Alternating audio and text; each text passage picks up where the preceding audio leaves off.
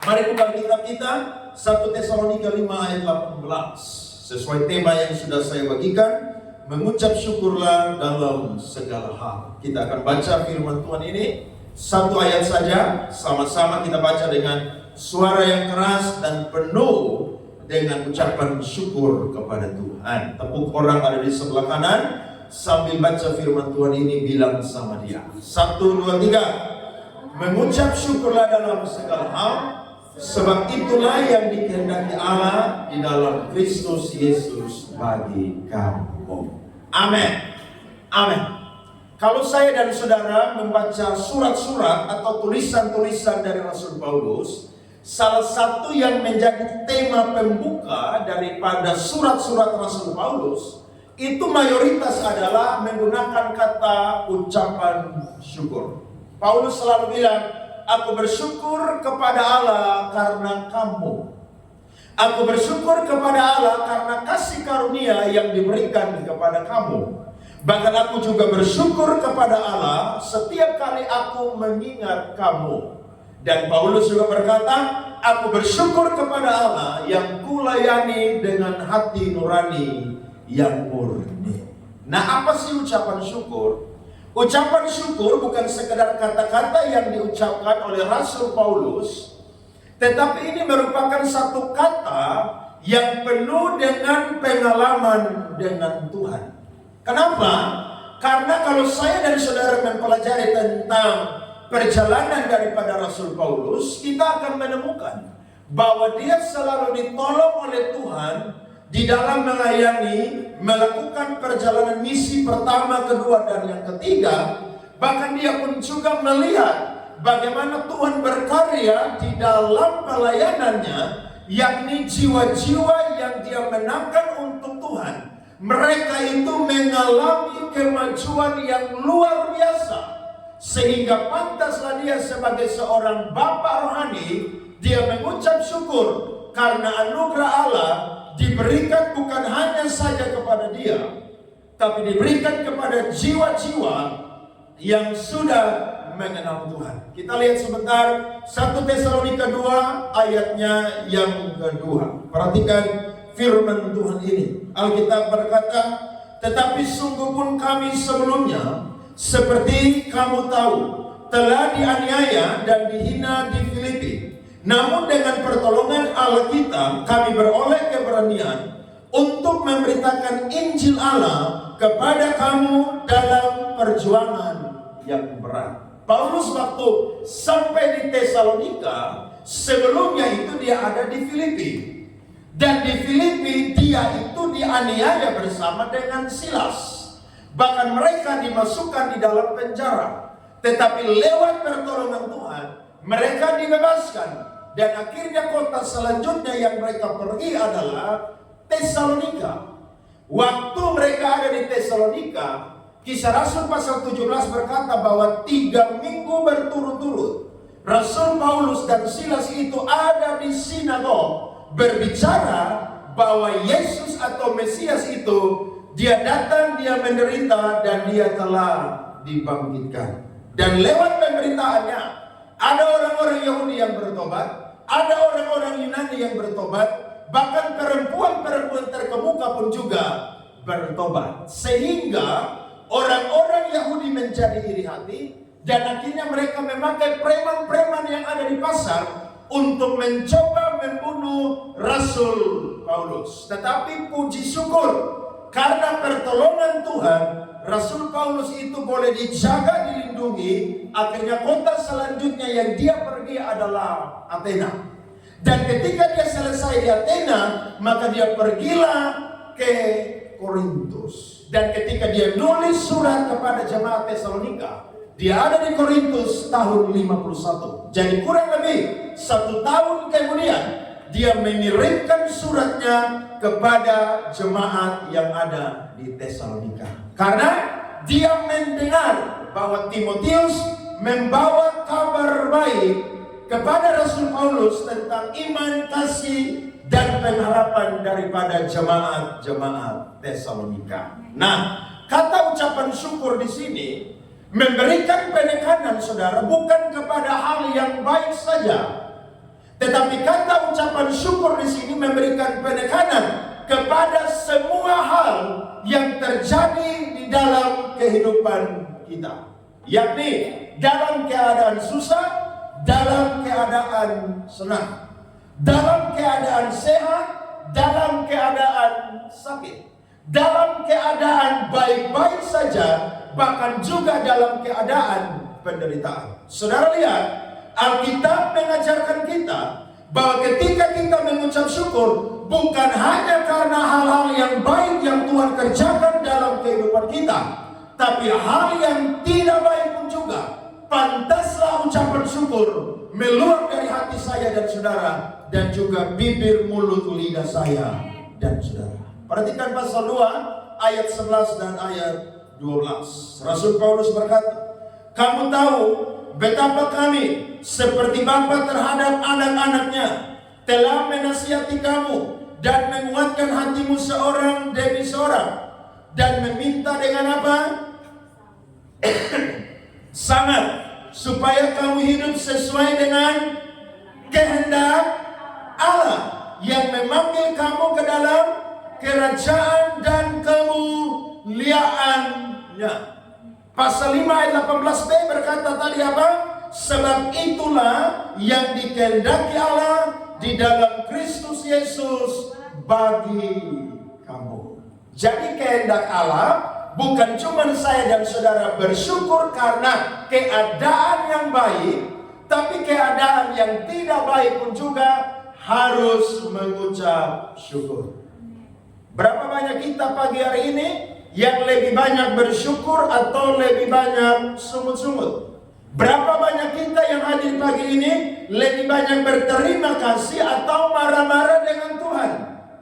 Saya yakin orang yang dalam pergumulan biasanya kalau dia tidak memahami kehendak Allah, maka yang lebih banyak keluar daripada hati, bahkan bibir, mulut, lidah dan pikirannya adalah sungut-sungut dengan Tuhan, marah-marah dengan Tuhan, protes dengan Tuhan. Saudara ingat istrinya Ayub? Waktu Ayub kehilangan segala-galanya bersama dengan istrinya, bahkan yang kedua kali Tuhan mengizinkan iblis itu untuk menggoda Ayub, maka Ayub itu sakit menderita. Dari ujung kepala sampai ujung kakinya ada bara atau bisul yang sangat-sangat mengerikan. Istrinya tidak tahan lagi. Istrinya berkata, masihkah engkau menyembah Allahmu? Kutukilah dia dan matilah. Saudara lihat, istrinya Ayub, orang yang selalu Ayub doakan tiap hari. Karena Ayub bukan cuma sekedar pengusaha, dia adalah seorang bapa yang sangat rohani, menjadi imam kepala keluarga yang cinta takut akan Tuhan. Tapi waktu dia bersama dengan istrinya mengalami penderitaan, yang keluar dari hati, pikiran, bibir, mulut, lidah istrinya adalah marah-marah dengan Tuhan. Tapi Ayub berkata, engkau berkata seperti perempuan gila. Jadi kalau ada istri, ada suami yang marah-marah, yang protes, yang ancam-ancam Tuhan waktu menghadapi pergumulan, penindasan, kesesakan, penderitaan, kesukaran, engkau harus pakai firman Tuhan ini. Engkau berkata seperti orang gila. Alkitabiah atau tidak tuh? Alkitabiah. Loh iya dong. Ayub berkata, masakan kita hanya mau menerima yang baik dari Allah saja, sedangkan yang tidak baik kita tidak mau menerima? Halo? Hati-hati. Saudara dan saya tidak boleh menganut teologi kemakmuran yang mengajarkan kalau iring Tuhan tidak pernah susah, tidak pernah menderita, selalu makmur, selalu berkelimpahan, bahkan sukses terus, tidak pernah gagal. Itu Injil yang palsu, saudara-saudara. Injil yang benar adalah kita akan melewati setiap musim-musim dalam kehidupan kita, tetapi percayalah itu adalah kehendak Allah yang dinyatakan kepada saya dan saudara, karena itu merupakan maksud dan tujuan daripada Allah. Nah, pagi ini Paulus mau mengajarkan jemaat Tesalonika supaya mereka punya pola pikir diubahkan. Ketika mereka di dalam kesukaran, di dalam kesesakan, di dalam penindasan, atau dalam problema apapun juga, karena mereka beriman kepada Yesus, mereka harus belajar untuk mengucap syukur kepada Tuhan. Ada amin? Waktu Paulus meninggalkan Tesalonika, ternyata orang-orang Kristen yang ada di sana, mereka bukan berhenti untuk dianiaya, tetapi mereka terus dianiaya karena mereka beriman, percaya kepada Yesus Kristus. Jadi, waktu Paulus dengar mereka mengalami hal-hal yang menderita, maka Paulus ini ingin supaya mereka ini merubah pola pikir mereka, bahwa apa yang terjadi dalam kehidupan iman dan perjalanan hidup mereka itu adalah kehendak Allah. Karena orang yang mau untuk yang namanya iring Tuhan, cinta Tuhan dengan sungguh-sungguh, pasti akan mengalami penderitaan. Dan orang-orang yang ada di Tesalonika, mereka mengalami penolakan sosial daripada orang-orang Yahudi, bahkan juga orang-orang Yunani yang belum percaya kepada Yesus pada waktu itu. Sehingga mereka seperti terjepit, seperti terhimpit, seperti dalam keadaan yang tidak ada jalan keluarnya. Nah, nasihat ucapan syukur ini diberikan oleh Rasul Paulus supaya mereka tetap ada di dalam keadaan tersebut. Yang penting adalah mereka harus mengucap syukur dalam segala hal. Jadi keadaan kita, perasaan kita tidak boleh membunuh sikap rasa ucapan syukur yang keluar dari pikiran dan hati kita. Tidak boleh. Karena kalau saudara berhenti mengucap syukur, maka yang ada adalah mengeluh dengan Tuhan. Karena memang orang iring Tuhan itu punya tantangan saudara berbeda-beda. Kita tidak bisa menarik konteks jemaat Tesalonika ke dalam konteks kita hari ini. Tapi saya yakin orang Kristen yang iring Tuhan dengan sungguh-sungguh pasti mengalami penderitaan. Penderitaan ada banyak faktor. Secara sosial, saudara dikucilkan oleh lingkungan. Secara yang namanya kekeluargaan, saudara pun juga pasti akan dikucilkan oleh keluarga. Secara yang namanya iman kepercayaan, saudara pasti akan dianggap sebagai orang yang aneh, yang sudah tidak mau hidup seperti orang dunia lagi. Dan saya mau berkata, itu adalah pengucilan, aniaya kecil yang saya dan saudara alami hari ini. Itu bukan aniaya yang besar, bukan. Kalau aniaya yang besar, orang datang, orang bawa pedang, taruh di leher kita. Percaya Yesus, mati. Sangkal Yesus, hidup. Kita belum sampai di level itu. Ada amin? Jemaat Tesalonika, mereka ada di level itu. Makanya waktu saya dan saudara kalau ada dalam keadaan menderita yang kecil-kecil, saudara tidak boleh bersungut-sungut. Tidak boleh pergi dari Tuhan.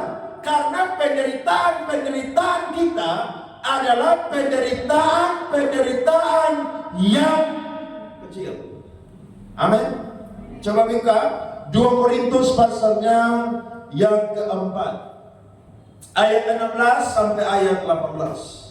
Sebab itu kami tidak tawar hati, tetapi meskipun manusia lahiriah kami semakin merosot, namun manusia batinnya kami dibarui dari hari ke hari. Selanjutnya, sebab penderitaan apa? Ringan yang sekarang ini mengerjakan bagi kami kemuliaan kekal yang melebihi segala-galanya, jauh lebih besar daripada apa? Selanjutnya, berikutnya, sebab kami tidak memperhatikan yang kelihatan, melainkan yang tak kelihatan.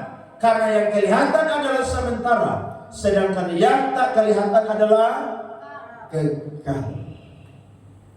Kenapa Paulus bisa berkata demikian?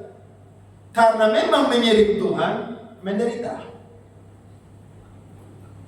Jadi kalau kita masih diejek-ejek, ya masih diganggu-ganggu, ya masih digosipin sok-sok suci, itu penderitaan yang paling ringan itu. Jadi kalau saudara dalam pergumulan, saudara lapor ke pendeta, tolong saya udah mau mati. Masalahnya apa? Masalahnya uang udah habis, tidak punya beras lagi untuk makan. Oh, itu penderitaan ringan itu. Pak pendeta, tolong doakan saya. Kenapa? Saya divonis dokter kanker stadium 4. Oh, itu penderitaan ringan. Amin. Loh, itu ringan loh. Siapa bilang itu penderitaan berat? Itu ringan. Pak pendeta, tolong doakan saya. Saya sudah melayani Tuhan habis-habisan, tapi saya juga masih ditolak oleh keluarga, bahkan lingkungan saya. Itu penderitaan ringan. Paulus aja yang dicambuk, dipenjarakan, disiksa, saudara, dirajam pakai batu, dia berkata itu penderitaan ringan. Nah, kalau kita yang hanya sakit sedikit, udah mengeluh, jauh dari Tuhan, saudara belum sampai di level memenuhi kehendak Allah. Kalau orang ada di level memenuhi kehendak Allah, situasi seperti apapun, seberat apapun, dia akan bisa bersyukur kepada Tuhan. Paulus bilang tadi, karena dia bersyukur kepada Tuhan. Dia tahu bahwa apa yang terjadi itu hanya sementara. Itu akan lewat, saudara-saudara. Makanya Daud berkata, sekalipun aku dalam lembah kekelaman, aku tidak takut bahaya. Karena dia akan melewati lembah kekelaman tersebut. Jadi saudara, iring Tuhan tidak susah terus. Amin. Saudara, iring Tuhan tidak menderita terus. Saudara, iring Tuhan tidak dibawa terus. Akan ada waktunya Tuhan akan buat saya dan saudara dalam keadaan yang baik, diangkat oleh Tuhan, menerima kemuliaan-kemuliaan yang Tuhan akan sediakan bagi saya dan saudara. Karena jalan hidup orang benar kan seperti cahaya matahari, akan bertambah terang sampai terang benderang. Jadi kalau kita dalam penderitaan, mengucap syukurlah dalam penderitaan. Ibu-ibu kalau mau punya rasa mengucap syukur, saudara tidak marah-marah, saudara tidak jengkel, saudara tidak emosi, maka jangan pernah coba-coba mengecek dompet suamimu. Karena kalau engkau ngecek dompet suamimu, di tanggal muda pasti engkau akan bersyukur, tapi di tanggal tua engkau pasti akan sungguh-sungguh. Makanya dalam nasihat perkawinan mau menikah, salah satu hal yang wajib untuk ngomong, kadang-kadang saya lupa juga adalah ketika menikah, istri jangan pernah mengecek dua hal. Yang pertama, cek handphone suami. Yang kedua, cek dompet suami. Ada amin, ibu-ibu? Kalau tidak, nanti saudara akan marah-marah. Saudara akan emosi, akan terjadi perang dunia yang ketiga. Apalagi saudara ngecek dompet. Itu lebih banyak yang ada di sana, surat hutang, bon, semua di situ. Mau punya ucapan syukur, pandang Tuhan saja. Keadaan kita bukan terus ada begitu, bukan. Akan ada waktunya Tuhan bebaskan kita dalam situasi-situasi yang sukar, penderitaan yang kita hadapi dalam kehidupan kita. Nah, lewat nasihat ini, apa yang kita bisa dapatkan, saudara-saudara, dari pesan Tuhan tentang mengucap syukurlah dalam segala hal. Yang pertama, saya catat, melalui penindasan, kesesakan, kesukaran, iman saya dan saudara akan bertambah. Lihat 2 Tesalonika 1 ayatnya yang ketiga. Alkitab berkata, kami wajib selalu mengucap syukur kepada Allah karena kamu, saudara-saudara, dan memang patutlah demikian. Karena apa? Imanmu makin apa saudara? Bertambah. Kita harus mengucap syukur dalam segala hal, termasuk dalam penindasan, kesukaran, penderitaan, karena lewat hal-hal itu iman saya dan saudara akan bertambah. Emas tidak akan jadi emas kalau emas itu hanya dilihat dan dipuji. Emas akan jadi emas yang murni kalau dibakar dan ditempa atau dipukul. Ada amin? Hidup saya dan saudara tidak akan menghasilkan iman yang murni, iman yang kuat, iman yang berakar kalau tidak menghadapi kesukaran, penindasan, penderitaan ketika mengiring Yesus. Makanya saya dan saudara coba lihat dari kacamatanya Tuhan. Coba pikir dari sudut pandangnya Allah. Ketika dalam tantangan-tantangan iman, semakin tantangan itu datang dan besar, maka akan ada kemuliaan Tuhan yang besar juga yang Tuhan nyatakan bagi saya dan saudara. Orang Kristen kalau tidak dapat tantangan itu ada di zona nyaman. Saudara tahu zona nyaman? Orang kalau ada di zona nyaman itu berbahaya, saudara-saudara. Sehat tidak pernah sakit, uang selalu berkelimpahan, karir selalu sukses, hidup baik-baik saja. Itu zona nyaman. Dan kalau orang ada di zona nyaman terus begitu, dia tidak dapat tantangan iman, maka imannya tidak akan bertambah. Mari saya dan saudara belajar. Tuhan bisa bawa kita dari zona nyaman kepada zona iman. Nah, di zona iman itulah saya dan saudara akan belajar untuk melihat bahwa semakin iman ditempa, maka iman itu pasti akan bertambah murni, bertambah kuat, bertambah kokoh, sehingga saya dan saudara menjadi orang-orang yang terus menuju kepada perkenanan Tuhan. Coba lihat 2 Timotius 3 ayat 12 sampai ayatnya yang ke-13. Perhatikan firman Tuhan ini. Memang setiap orang yang mau hidup beribadah di dalam Kristus Yesus akan apa? Makanya saudara kalau tidak mau menderita aniaya, pulang langsung tinggalkan Yesus. Saudara damai. Tapi ingat, Anda damai di dunianya. Nanti mati, iblis siksa dan sama-sama disiksa, saudara, itu di neraka yang kekal. Berikutnya ayat 13 Alkitab berkata, sedangkan orang jahat dan penipu akan bertambah jahat. Mereka menyesatkan dan apa, saudara? Disesatkan. Kalau saudara lihat itu judul daripada firman Tuhan itu, iman bertumbuh karena apa? Pembacaan kitab suci dan apa, saudara? Penganiayaan. Makanya saya kan bilang ulang-ulang, di mana kekristenan mayoritas, di situ kekristenan bertumbuh lambat sekali. Tapi kalau di situ kekristenan minoritas, kekristenan saudara akan bertumbuh pesat sekali, saudara-saudara. Kenapa? Karena iman itu ditindas. Saya selalu dorong saudara, ingatkan, jangan menjauhi pertemuan-pertemuan ibadah. Salah satunya adalah menjelang hari Tuhan datang kedua kali, persiapan kita adalah beribadah.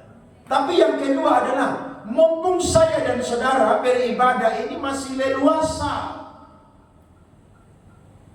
Coba saudara lihat berita-berita di televisi, di YouTube, media sosial. Saudara-saudara kita yang ada di Jawa, yang ada di Sumatera, di Padang, yang ada di Jawa Barat, mereka mau ibadah itu, saudara, itu dipersekusi. Gereja mau dibangun, izin tidak boleh dikeluarkan. Kita mau bangun gereja, ketemu lurah, RT, RW, ya camat, wali kota, langsung 1 tahun beres. Di Jawa sana, saudara, bertahun-tahun, bahkan ada yang sudah sampai puluhan tahun tidak dapat izin. Akhirnya udah, gak usah bangun gereja, sewa ruko, sewa mall aja, ibadah di situ aja. Kenapa? Dapat izin susah. Makanya kalau kita hari ini ibadah masih muda-muda, gampang-gampang, leluasa, saudara pakai kesempatan itu untuk mendekat kepada Tuhan. Amin.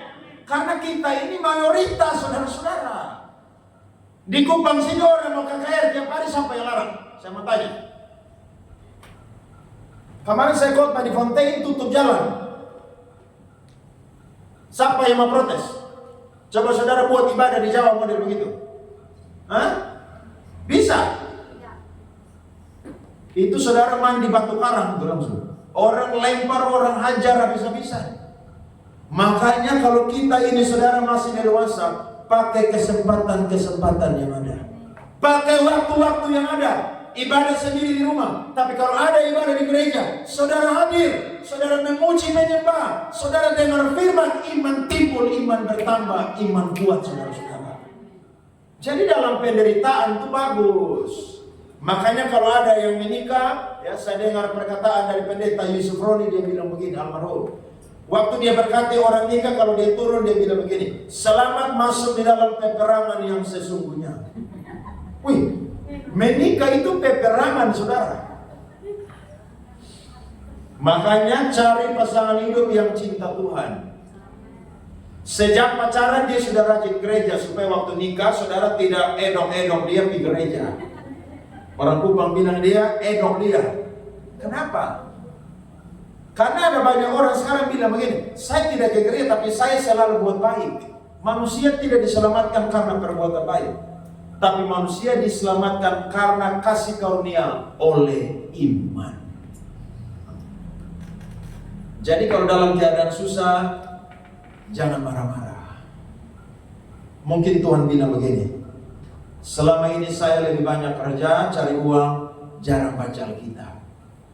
Lewat masalah ini, saya lebih punya waktu untuk apa? Baca Alkitab. Baca Alkitab iman tambah atau tidak? Oh, tambah saudara. Tuhan bilang begini, selama ini kamu cuma sibuk kerja cari uang. Kamu tidak pernah masuk kamar saat teduh berdoa dengan saya. Dalam situasi ini baik, supaya engkau bisa masuk kamar dan engkau bisa apa? Saat teduh dan berdoa dengan saya. Jadi kalau ada tantangan, penderitaan apapun yang negatif saudara, kadang-kadang saya dan saudara tidak boleh lihat dari kacamata dan sudut pandangnya kita. Tapi mari berpikir dan lihat daripada sudut pandangnya Tuhan. Saudara dan saya naik perahu, naik pesawat. Kita yang udah besar, dewasa. Cuaca buruk, ya, tabrak awan, hujan di atas langit, di udara. Kita ketakutan. Anak kita takut atau tidak? Yang umur 2-3 tahun itu mereka tambah lompat-lompat karena mereka anggap itu apa? Itu ayunan di situ. Saudara lihat kan? Makanya kadang-kadang saya dan saudara ini jadi seperti anak kecil. Jangan terlalu banyak pakai logika, saudara-saudara. Waktu ada dalam keadaan yang sulit, coba kita memahami. Mungkin ini ada maksud dan tujuan Tuhan. Supaya apa? Supaya iman saya bisa bertambah di dalam Tuhan. Coba lihat itu dong, lihat itu. Supaya saya dan saudara tidak marah-marah, tidak protes, tidak sungut-sungut, tapi bilang Tuhan, terima kasih untuk proses ini. Saya percaya, walau saya dalam keadaan yang susah, menderita, kesesakan, tapi di balik ini akan ada kemuliaan besar, berkat besar yang Tuhan akan sediakan bagi saya. Yang kedua adalah melalui kesukaran, penindasan, penderitaan iman, kasih persaudaraan kita itu semakin kuat. Saudara perhatikan firman Tuhan di ayat yang ketiga tadi, bagian B. Firman Tuhan berkata, dan kasihmu seorang akan yang lain makin kuat di antara kamu. Paulus bilang tadi dalam 2 Tesalonika 1 ayat 3a, lewat penderitaan imanmu bertambah.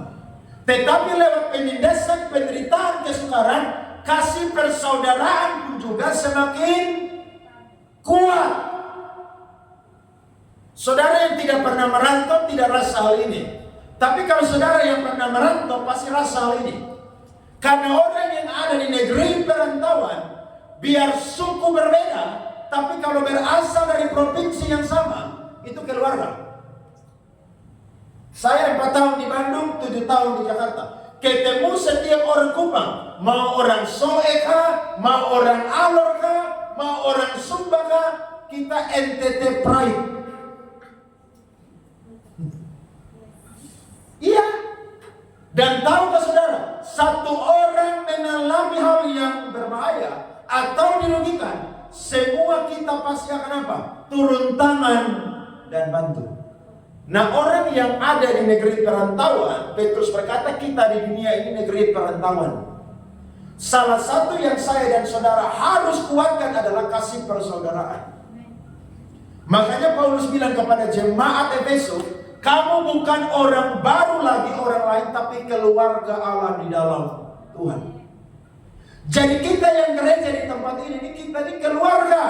Marga tidak sama, tapi kita keluarga di dalam Tuhan. Di mana ada penindasan, di situ kasih persaudaraan akan semakin kuat. Kita di NTT ini kan tembok-tembok denominasi kuat sekali. Saya bersyukur hari-hari ini pintu berkhotbah di Sinode Gemit kembali saya dapat. Yang model begitu cuma ada di kita nih. Di Jawa sana orang gak ada model-model denominasi, tidak ada tuh. Makanya di Jawa tuh kalau kasih satu pendeta tuh paling gampang daripada di NTT. Karena kita di sini bilang, kalau lu siapa? Dia bilang, kalau lu juga siapa? Itu yang menjadi salah satu nilai daripada GBI Kupang Presenter. Apa saudara? Empati. Kalau lihat ada saudara yang susah, ya, ada yang mungkin punya pergumulan yang berat, yang saudara tahu ini orang ini benar-benar cinta Tuhan luar biasa dengan Tuhan, saudara tidak boleh tahan-tahan untuk membantu atau menolong. Bertolong-tolonglah menanggung apa? Bebanmu. Karena tali 3 lembar kan tidak mudah diputuskan. Saya lihat di gereja kita sudah bagus, tapi lebih tingkatkan lagi. Karena ingat, kasih itu saudara harus dibuktikan dengan yang namanya sikap dan perbuatan.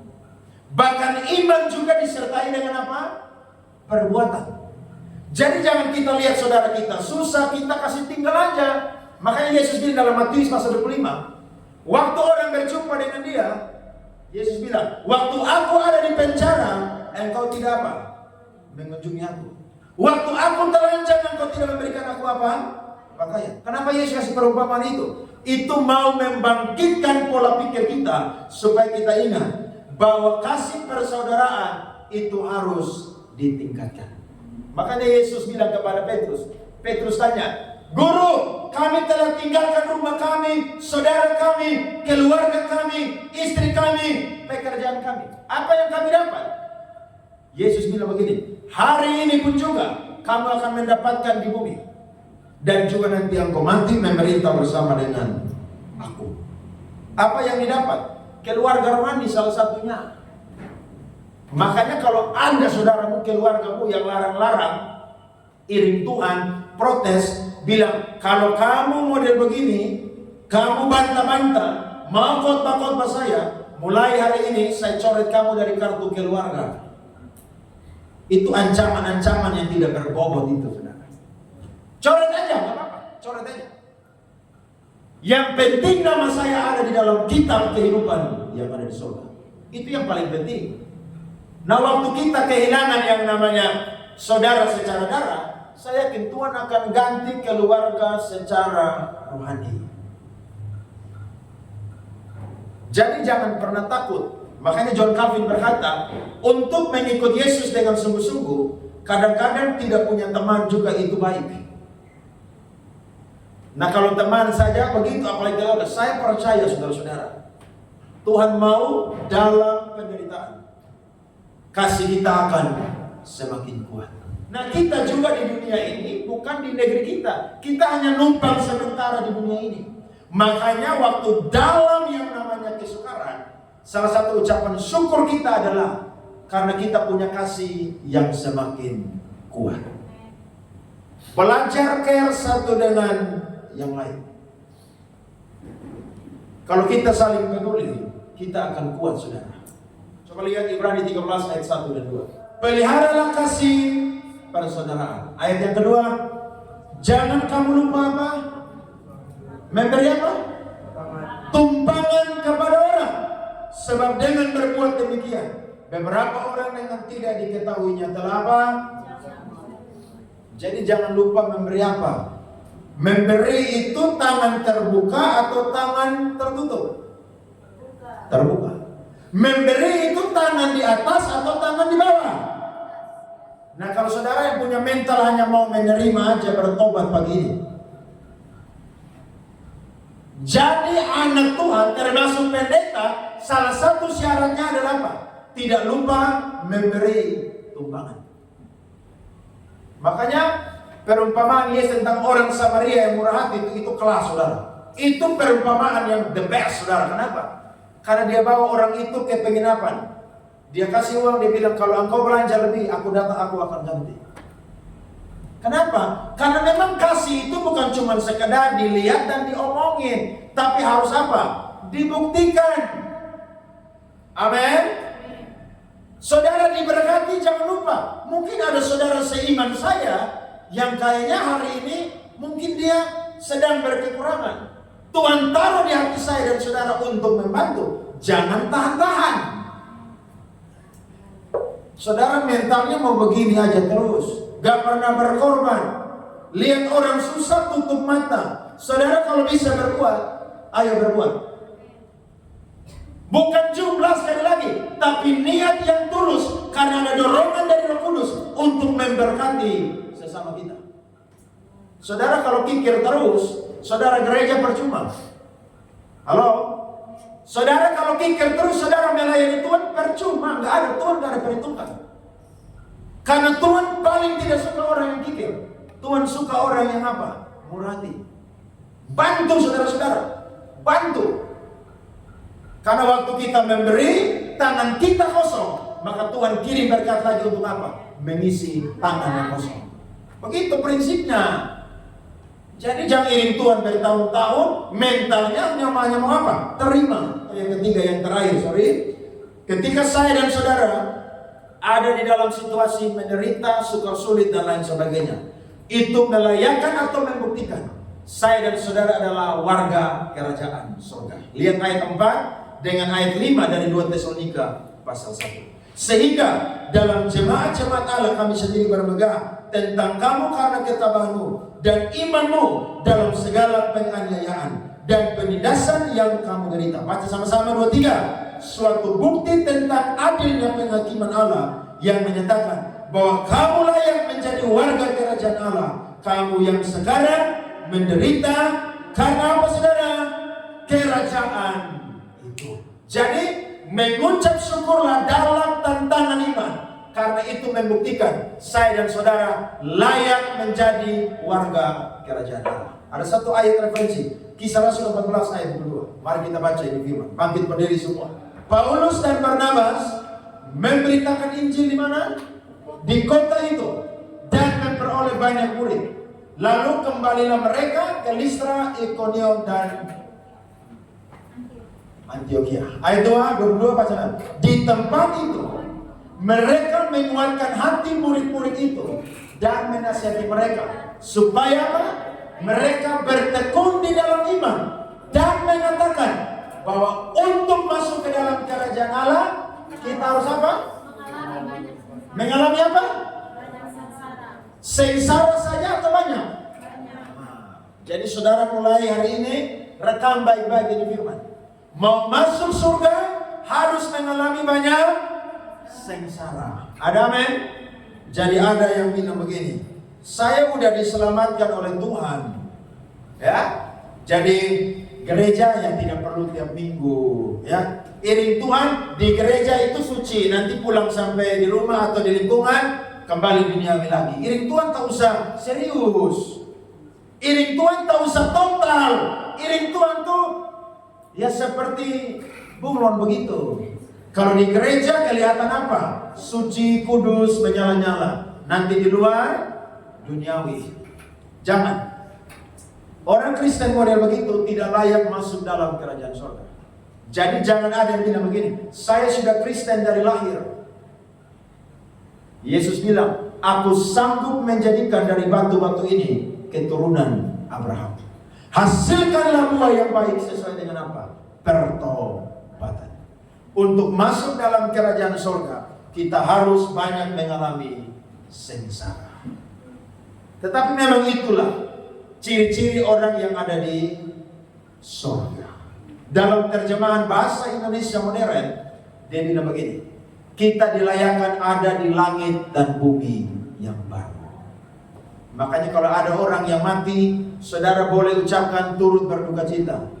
Tapi jangan sembarangan berkata, kamu sudah ada bersama dengan Tuhan di surga. Gak usah pakai itu kata-kata. Karena kalau dia mati dalam keadaan yang belum sempat ngaku dosa, tempat dia bukan ada di surga. Tapi kalau dia ada kesempatan ngaku dosa, tempat dia ada di surga. Karena orang di sebelah Yesus pun juga, dia bilang kalau engkau datang jadi raja, jangan lupakan aku. Yesus bilang apa? Hari ini pun juga engkau bersama dengan aku di mana? Firdaus. Jadi firman Tuhan pagi ini kepada kita, mengucap syukurlah dalam segala hal. Ada amin? Saudara harus berubah.